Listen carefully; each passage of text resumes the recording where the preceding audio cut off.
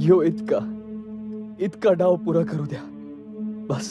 तुमचे हे असले जीवघेणे हट्ट पुरवण्यासाठी आम्हाला पुन्हा पुन्हा पुन्हा पुन्हा हे हृदय पोलादाचं करावं लागतं. स्वराज्याच्या यज्ञात अजून अजून किती आहुती द्यायच्या.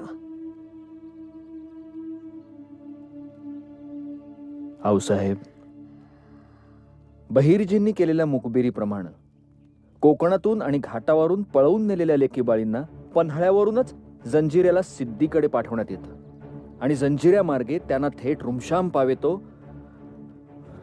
गुलाम म्हणून विकलं जातं. ही साखळी जर आम्ही तोडू शकलो नाही आऊसाहेब, तर रयतेचे पालन करते म्हणून सिंहासनावर आम्ही का बसायचं?